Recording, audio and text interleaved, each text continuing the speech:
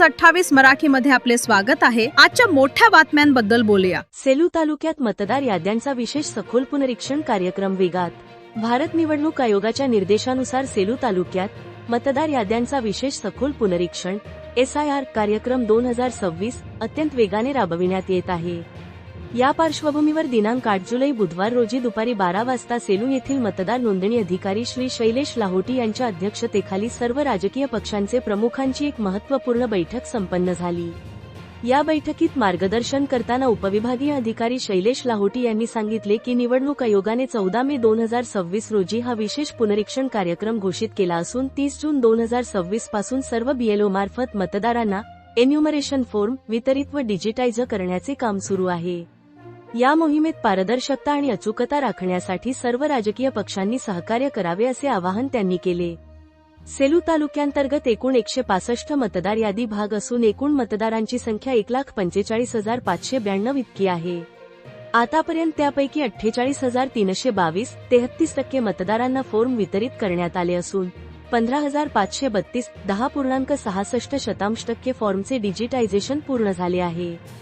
सध्या या कामाची प्रगती अधिक गतीने वाढवण्यात येत असल्याची माहिती प्रशासनातर्फे देण्यात आली।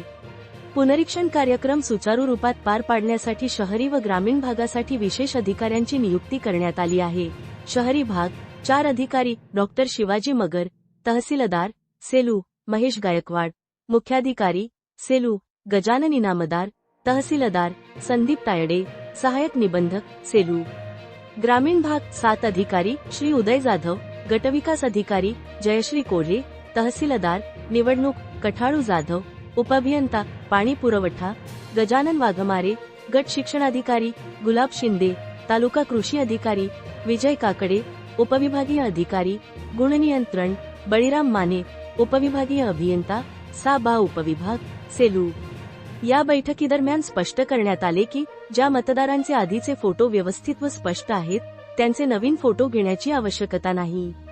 केवळ ज्या मतदारांचे फोटो अस्पष्ट आहेत त्यांचेच नवीन फोटो घेण्यात यावेत अशा सूचना देण्यात आल्या आहेत।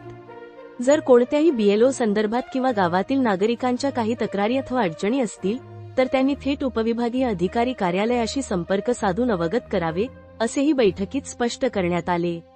या बैठकीस मतदार नोंदणी अधिकारी शैलेश लाहोटी, सहाय्यक मतदार नोंदणी अधिकारी डॉ. शिवाजी मगर, विविध राजकीय पक्षांचे प्रमुख पदाधिकारी आणि प्रतिनिधी मोठ्या संख्येने उपस्थित होते। परभणी जिल्हा ब्युरो चीफ उत्तम लोखंडेची रिपोर्ट।